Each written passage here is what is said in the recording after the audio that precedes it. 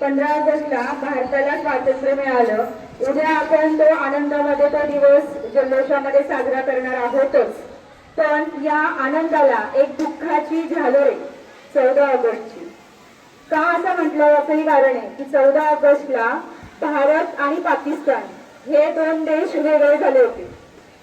पाकिस्तानचा स्वातंत्र्य दिन कधी असतो माहितीये का? कधी असतो? आज. किती आज? 14 ऑगस्ट. 14 ऑगस्टला भारत आणि पाकिस्तान हे दोन्ही देश वेगळे झाले.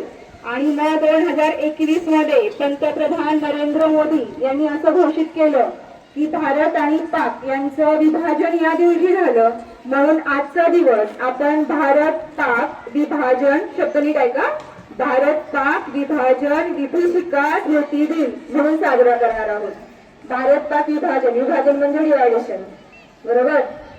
विभीषिका म्हणजे अत्यंत दुःखद आणि अंगावर काटा येईल एवढं मोठं असणारं संकट. मग हे संकट म्हणजे कोणतं अभिप्रेत होतं? तर भारत आणि पाकिस्तान ज्यावेळेस वेगळा झाला त्यावेळेस त्या काळातल्या लोकांनी, आपल्या पूर्वजांनी जे काही संकट स्वतःवर स्वीकारलं किंवा संकटाचा सामना केला त्याच्या स्मृतीप्रित्यर्थ आजचा दिवस साजरा केला जातो. कोणाला सांगता येईल का भारत आणि पाकिस्तान वेगळं करताना त्याची बॉर्डर कोणी आखली? भारत आणि पाकिस्तानची बॉर्डर कोणी आखली? रेडक्लिफ नावाचे ब्रिटिश अधिकारी होते, सिरिल रेडक्लिफ. हे भारतामध्ये आले अगदी 2-3 महिन्यापूर्वीच. भारताला स्वातंत्र्य मिळण्यापूर्वी अगदी 2-3 महिन्यासाठी ते आले होते. ते येण्यापूर्वी भारतामधली स्थिती वेगळी होती. भारतामध्ये हिंदू मुस्लिम भेद केला जात नव्हता. हिंदू मुस्लिम सगळे एकत्र व्यवस्थित छान राहत होते. पण ते आल्यानंतर भारतामधली कोणतीही संस्कृती त्यांना माहीत नव्हती. त्यांनी एका खोलीत बसून एक रेषा आखली. आपला पूर्ण भारत पाकिस्तान एकत्रित असणारा एक समग्र भारताचा नकाशा घेतला.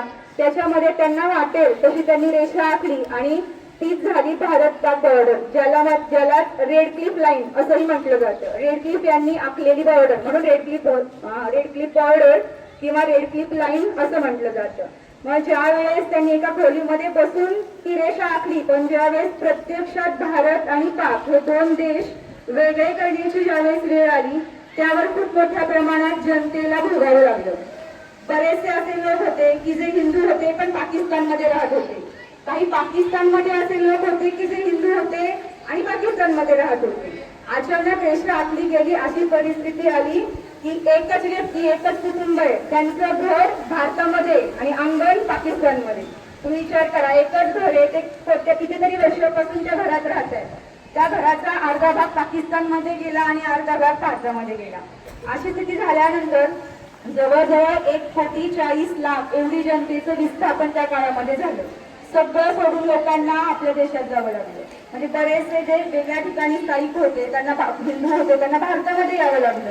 त्यांची तिथे काय मालमत्ता असेल, काय असेल ते सगळं सोडावं लागलं, इथं यावं लागलं. येताना छान त्यांच्यासाठी गाड्यांची सोय नव्हती. ज्या मार्गाने येता येईल, रेल्वे असेल, काहींना पायी सुद्धा यावं लागलं. रेल्वे अगदी गच्च भरलेल्या असायच्या, रेल्वेमध्ये जागा नसायची, रेल्वेच्या छतावर बसून लोक प्रवास करत होते. आणि बऱ्याचदा तर अशी स्थिती झाली की चेंगराचेंगरीमध्ये त्या रेल्वेमध्ये लोक बसायची. समजा लाहोरवरून अमृतसरला येणारी रेल्वे, अमृतसरला येईपर्यंत त्या रेल्वेमधला एकही माणूस जिवंत नसायचा. सगळी माणसं त्या चेंगराचेंगरीमध्ये मेलेली असायची आणि फक्त मृतदेह वाहून आणलेले असायचे. मग त्या काळामध्ये या परिस्थितीला इतिहासामध्ये घोस्ट ट्रेन असं म्हटलं गेलं. घोस्ट ट्रेन म्हणजे भूतिया रेल्वे, सगळे मृतदेह आणणारी रेल्वे. अशी परिस्थिती त्या काळामध्ये होती. आता पुढची परिस्थिती अशी होती, विस्थापन तर झालं, सगळे आपली मालमत्ता सोडून आपल्याला हव्या त्या देशामध्ये आले. पण तिथे आल्यानंतर त्यांची सोय काहीच नव्हती. मग भारत सरकारने काही कॅम्पचं आयोजन केलं, निर्वासितांचे कॅम्प असं त्या काळामध्ये म्हटलं जातं. एका कॅम्पमध्ये त्या काळात 3-3 लाख लोक राहत होते. एका कॅम्पमध्ये 3 लाख लोक राहत असताना त्यांना येणाऱ्या अडचणींचा आपण फक्त विचार करू शकतो.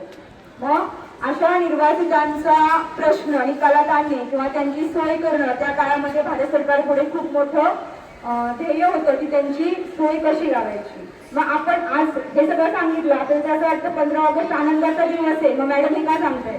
याची उद्दिष्ट ही आहेत. आपण ही गोष्ट का लक्षात आणायची, का लक्षात ठेवायची? त्याचं पहिलं वैशिष्ट्य किंवा उद्दिष्ट आहे कृतज्ञता.